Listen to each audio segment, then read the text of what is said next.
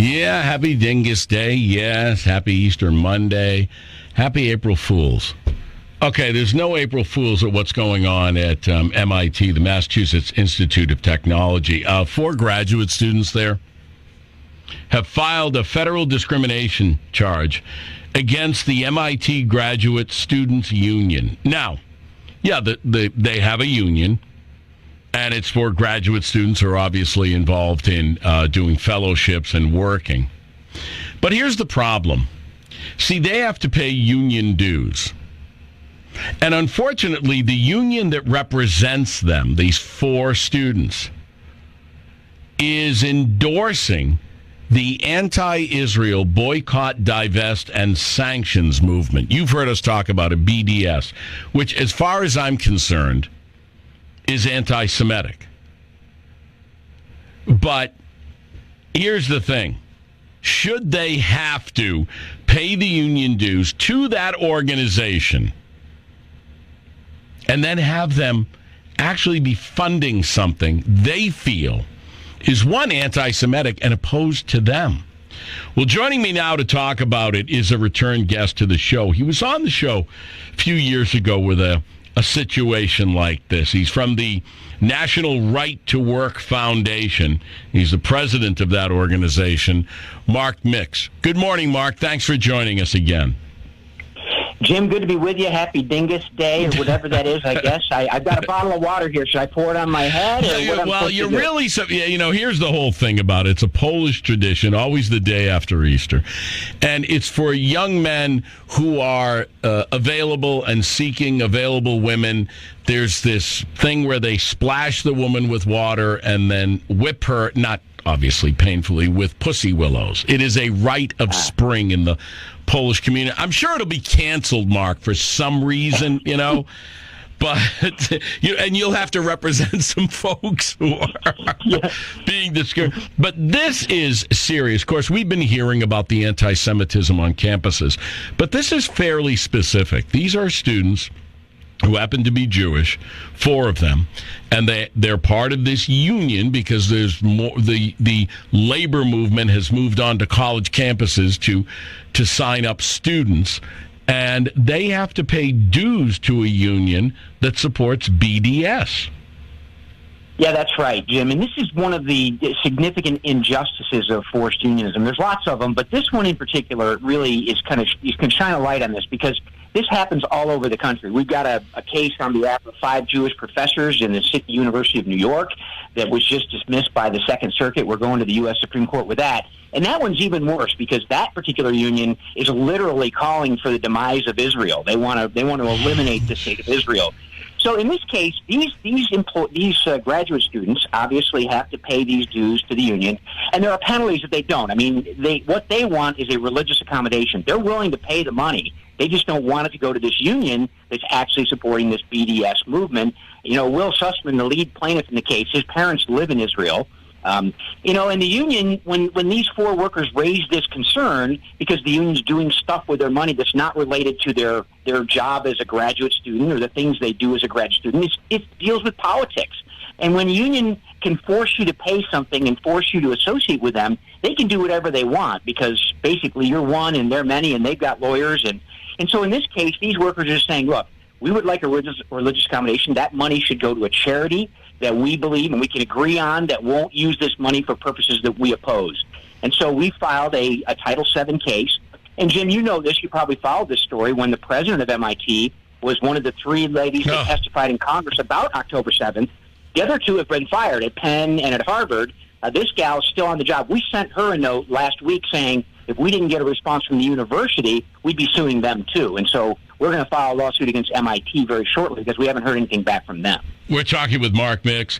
He is helping some students who are being forced to pay union dues as graduate students at MIT, and the union that is supposed to represent them is involved in what many would consider anti-Semitic activity. You mentioned the college. I didn't know of this case. SUNY New York. The union representing that faculty is calling for the elimination of Israel. What union is this? Yeah, this is the professional something congressional union of professors at the City University of New York. That would be CUNY, not SUNY. I know that's confusing. Yeah. Oh, I'm sorry, CUNY. I'm sorry. Yeah. Yeah, no, that's okay, Jim. I mean, but they're overt in their attack on the Jewish tradition, the Jewish religion, and whether it's Jewish or whatever it is, this type of discrimination doesn't belong in a union. I mean, if they're going to really represent workers, and they claim they'll represent you on the shop floor or in the whatever it is, in the student council or the faculty senate, whatever. But what does the politics have to do with the jobs that these workers are doing, and the support they're giving, and the fellowships they're working on? Nothing, absolutely nothing. But yet the union can compel them to associate and then to pay dues as a condition of continuing these fellowships. I thought that there was a Supreme Court case in which an individual who's part of organized labor could be, I can't think of what the term was, a member of the union, but not have any of their dues go toward any political activity. Yeah, there's two cases. They were both litigated by our foundation, by our attorneys. The first one was called, Beck versus Communication Workers of America in 1988. That was for private sector workers. And what that case said, you could only be forced to pay for the direct cost of bargaining, but not for anything else outside of that. And in that case, Jim, a special master looked at the books of the Communication Workers Local where our client was filing the lawsuit, and they could only prove that 19% of everything they were doing had anything to do with bargaining and contract negotiation. Everything else was outside of that. Wow. We won a case in 2018 called Janus v. AFSCME on behalf of public sector workers. Yeah, that was our case as well. We won that in June of 2018. And that says that no government employee anywhere in America at any level of government can be compelled to pay dues or fees to work for government. And that's a First Amendment case. We won that on the free speech, First Amendment speech condition of the Constitution. And so they had that protection. But, Jim, don't be surprised. Buckle up here and pour a little water over your head and get ready to whip somebody with a pussy willow. They won't let people enforce it. I mean, they force you into this stuff. They make you sign these agreements when you're onboarding for employment, with all this stack of papers, and all of a sudden it says, the contract language says, you must be a member in good standing of the union in order to keep your job. Now, quote, any reasonable person would know, Jim, that member in good standing doesn't mean you have to be a member of the union. Come on. You're smarter than that, right? Well, I'm being facetious. I know. That's the language. Yeah. That's the language in the contract. How are they getting, I mean, honestly, this is a Supreme Court decision. Honestly, how are they getting away with that? Well, because the only way you can exercise your rights in this case, is you have to formally withdraw your union membership. And once you withdraw your union membership, you can't participate in voting on the contract that governs your terms and conditions of employment. You can't vote in union elections. You can't vote or participate in any union activity that is negotiating with your employer. And most people say, well, that's perfectly fine. They don't want to be in. Unfortunately, the union is the exclusive monopoly bargaining agent in that workplace, meaning the only people that can talk to your employer is them. The only people that can grieve and take a grievance forward is them. And if you're not, quote, a member in good standing, if you will, then you begin to have your rights violated by that forced association. So we continue to help these people. There have been literally millions of public sector employees who have basically said, you know what, we're not going to pay anymore, because the unions are doing exactly what they're doing here. They're getting out there in politics and electing people or supporting people politically, ideologies that workers disagree with. It's outrageous. I mean, you look at somebody like Randy Weingarten and what she's done, and the things that she says are important, and the